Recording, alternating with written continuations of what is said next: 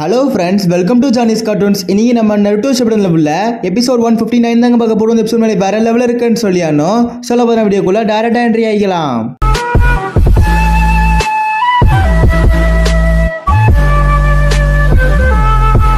கதையோட ஸ்டார்டிங் சீனில் இந்த மாதிரி இருக்கா சென்சே நம்ம கக்காஷியை காப்பாற்றிருப்பான். அதே சமயத்தில் பெயினோட இப்போ நேருக்கு நேர் நிற்கிறனால பெயின் ஃபைட் பண்ண போகிறானுங்க ரெண்டு பேர். அந்த சமயத்தில் கக்காஷி இந்த மாதிரி பெயினோட ஒரு ராடை உடச்சிருவான். உடச்சி எரிஞ்சதுக்கப்புறம் பெயின் திரும்ப அட்டாக் பண்ணுவான். ஆனால் அந்த சமயத்தில் கக்காஷி ஈஸியாக எஸ்கேப் ஆகிற சமயத்தில் கூட ஒரு ஜுட்ஸு மாதிரி போடுவாருங்க. ஒன்றும் இல்லை, செவுத்து, அதாவது சுற்றி மூடி ஒரு செவுறு மாதிரி கட்டி வச்சிருவாரு. ஆனால் இதுக்கப்புறம் தான் உண்மையான ஃபைட் ஆரம்பிக்க போகுதுங்கிற மாதிரி அந்த செவரை கட்டிடுவார். அண்ட் உடனே கக்காஷியோட நெஞ்சில் கத்தி இறக்கிறான். அப்படி இறக்குற சமயத்தில் நான் அசர மாட்டேன் அப்படின்னு சொல்லிட்டு லைட்னிங் பிளேடை வச்சு திரும்ப பறஞ்சு போய் அட்டாக் பண்ண போறாரு. அண்ட் கடைசியில் கிட்டத்தட்ட போட சமயத்தில் இந்த மாதிரி பெயினோட ரினேகனை பார்த்த உடனே கக்காஷி இதை செரிங்கனுக்கே அள்ளு விட்டுருச்சு. அந்த அளவுக்கு அந்த ரினேகனோட பவர் அவ்வளவு பயங்கரமானது. பார்த்தோன்னே சைடில் ஒதுங்கிட்டாரு. உடனே பெயின் இந்த மாதிரி நீ தான் The copy ninja Kakashi Hatake. I am honored to meet you. அதனால தயவு செஞ்சு நருட்டோ எங்கன்ற மேட்டரை மட்டும் சொல்லிடுன்ற மாதிரி கேட்குறப்ப, டே லூசு பேலை ஒன்றை எத்தனை தடவை சொல்றது, அதெல்லாம் எங்க ஊருக்காரன் எவனு கேட்டாலும் சொல்ல மாட்டேன்டா அப்படின்ற மாதிரி சொல்லுவார். உடனே இன்னொரு தடவை கக்காஷி லைட்னிங் பிளேடை போட்டு அட்டாக் பண்ண போவார். அந்த சமயத்தில் பெயினோட அவனோட அதோட சின்ன ஒரு பவரை யூஸ் பண்ணி அந்த இடத்துல அந்த வாளா இருக்கட்டும், அந்த கக்காஷியா இருக்கட்டும், எல்லாத்தையும் அடிச்சு நொறுக்கி பறக்க விட்டுருவான். அண்ட் இதெல்லாம் இந்த சவுண்டு அதாவது பயங்கரமா இருக்கும்ல, அந்த சவுண்டு இதெல்லாம் மற்ற நிஞ்சாஸ்லாம் பார்க்குறானுங்க. ஏன்னா அது சவுண்டு பயங்கரமா இருக்கே, மேபி அந்த இடத்துக்கு போகலாமா அப்படின்னு சொல்லிட்டு எல்லா நிஞ்சாஸுக்கு அந்த இடத்த பத்தின நோக்கி வந்துட்டு இருப்பானுங்க. அண்ட் கக்காஷி முரட்டு திரும்ப ஃபைட் பண்ணிட்டு இருப்பாங்க. அதாவது என்ன சொல்றது, கீழே விழுந்து கிடப்பான். அந்த சமயத்தில் என்னதுன்னா கீழே தூரத்துல இருந்து அட்டாக் பண்ணுவோம், அதுதான் நம்மளுக்கு நல்லது அப்படின்ற மாதிரி யோசிப்பான். உடனே லைட்னிங் பவரை அட்டாக் பண்றாரு. அதாவது கக்காஷி அட்டாக் பண்றப்ப இந்த சமயத்தில் அந்த ஒரு அதாவது லைட்னிங் பிளேட் கூட ஒர்க் ஆகல மேல. அப்பதான் புரிய வருது இவன் மேல நெஞ்சுட்ஸுவா இருக்கட்டும், தாய் ஜுட்ஸுவா இருக்கட்டும், எதுவுமே ஒர்க் ஆகல அப்படின்றது கக்காஷிக்கு புரிய வருது. அந்த திடீர்னு பெயினோட ஒரு ஆள் அட்டாக் பண்ண ஆரம்பிச்சிருவான். மடமடான புல்லட் எல்லாம் வீச ஆரம்பிச்சிருவான். கக்காஷி இதுக்கெல்லாம் அசட்டு போக மாட்டாரு. அசால்ட்டா தப்பிச்சு அது அவன் பின்னாடி, அதாவது அவன் பின்னாடியே தெரியாம வந்துட்டாருங்க. லைட்னிங் பிளேட் போலான்னு வராரு. அவன் கண்டுபிடிச்சிருவான் ஈஸியா.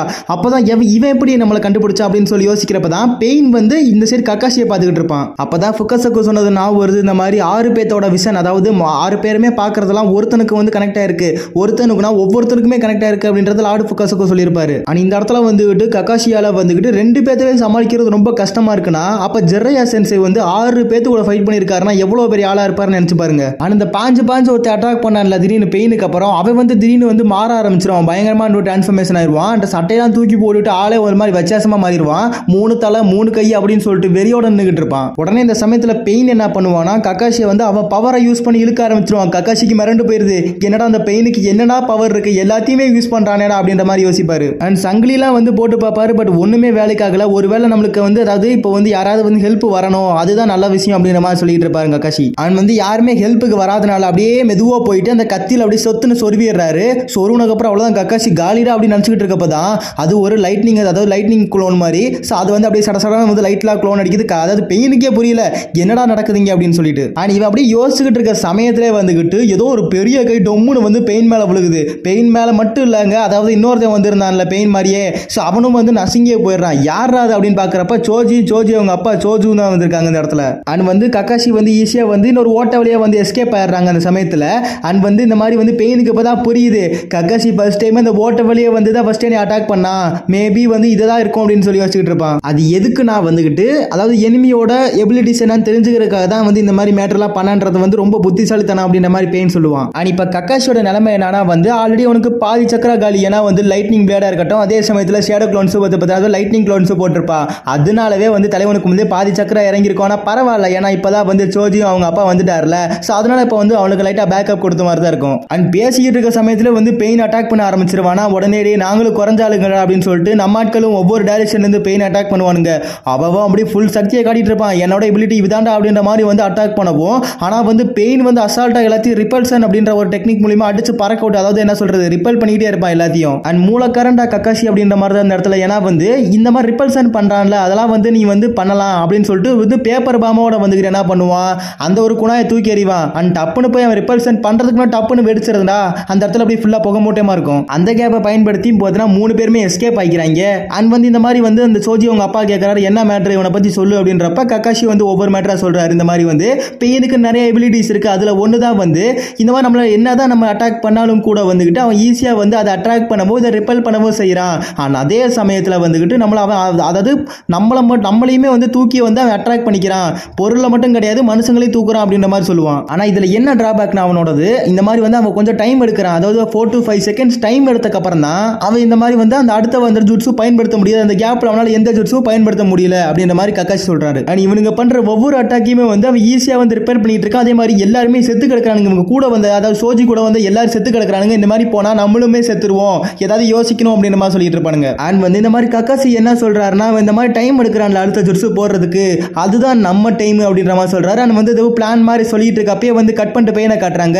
எங்கடா போனீங்க கிறுக்கு பயல்களே அப்படின்னு சொல்லிட்டு எல்லா இடத்தையும் சுத்தி முடி பார்த்துக்கிட்டு இருப்பான். அந்த திடீர்னு வந்து கக்காஷி வந்து தரையை பொழந்துக்கிட்டு வந்து அவன் அப்படியே குணாயை வச்சு குத்திடலான்னு போற சமயத்தில் அவன் பவரை வந்து அசால்ட்டா பயன்படுத்தி நம்ம கக்காஷி அப்படியே அடிச்சு நொறுக்கி தூக்கி அப்படியே வந்து தலையை வந்து அப்படியே வந்து மண்ணுக்குள்ள சொருகிடுவான். உன்ன மாதிரி ஆளுக்குள்ள இதான்டா கதி, அதாவது சும்மாவே ஊடால வந்து டிஸ்டர்ப் பண்ணிட்டு இருக்கீல, உனக்கு இதான்டா கதி அப்படின்னு சொல்லிட்டு வந்து ராட் எடுத்து குத்த போவான். அந்த சமயத்தில் சோஜி அவங்க அப்பாவும் வந்துகிட்டு அப்படியே ரவுண்டா அப்படியே பால் மாதிரி உருண்டுகிட்டு சரியான வேகத்துல வந்து பெயின் மேல மோதுவாங்க. உடனே வந்துகிட்டு பெயின் வந்து அசால்ட்டா 2 பேர்த்து ரிப்பல் பண்றான். இவங்க பிளான்லி ரிப்பல்சன் இருக்கு, ஏன்னா வந்து இவன் ரிப்பல் பண்ணுவாங்க முன்னாடியே தெரியும். அதனால என்ன பண்ணிருக்காங்கன்னா வந்து ஒரு ராட், அதாவது இவன் வந்து ஒரு கம்பி மாதிரி போட்டு அவனை வந்து சுத்து போட்டு அவனை இழுத்துட்டாங்க சுத்தமா.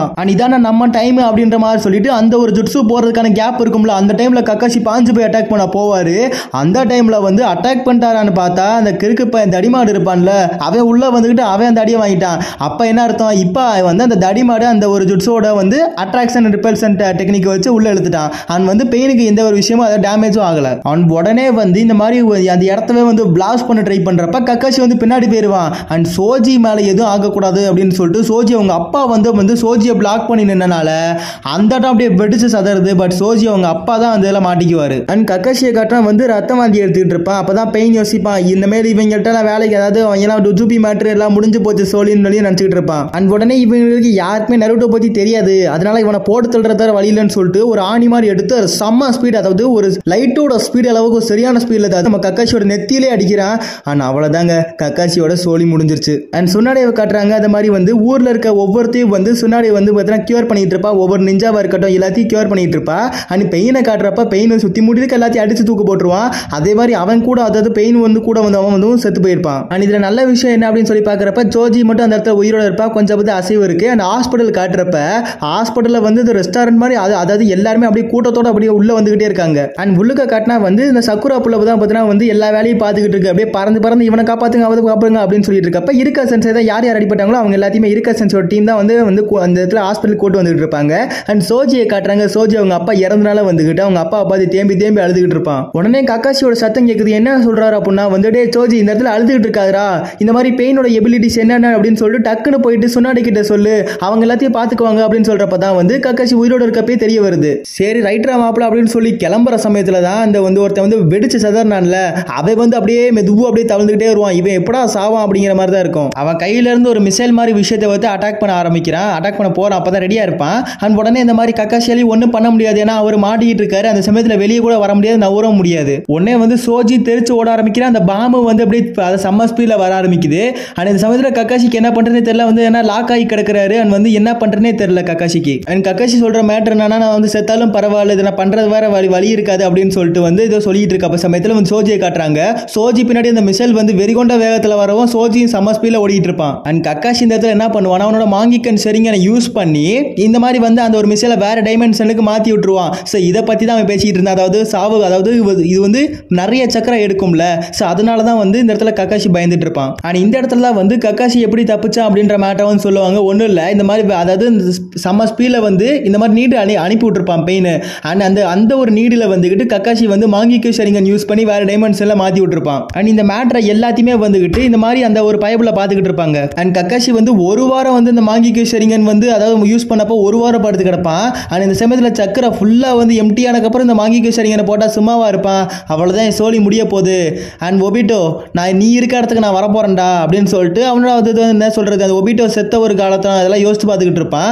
அண்ட் இதே சமயத்தில் அவங்க டீம் வந்து இருப்பாங்க, மினாட்டோரின்னு வந்து அப்புறம் ஒபிட்டோ கக்காஷி இருந்த டீம் எல்லாம் வந்து யோசிச்சு பார்த்துக்கிட்டு இருக்கான். அப்படி யோசிக்கிறப்ப தான் வந்து அவங்க அப்பா வந்து கனவுல வருவார். அண்ட் அப்பதான் அவங்க அப்பா சக்குமோ அட்டாக்கே வந்து சொல்லுவார், இந்த மாதிரி உன் கதை என்ன அப்படின்னு சொல்லி கேட்கிறப்ப தான் அதெல்லாம் பெரிய கதை அப்படின்ற மாதிரி வந்து கக்காஷி சொல்றப்ப இதை கட் பண்ணிட்டு சுன்னாடிவை காட்டுறாங்க. காட்சி வந்துகிட்டு வந்து அதான் சொல்லிடும் இந்த மாதிரி கக்காஷி செத்துட்டாருன்னு சொல்லி ரிப்போர்ட் பண்ணவும் வந்து வெறி ஆயிருவாங்க.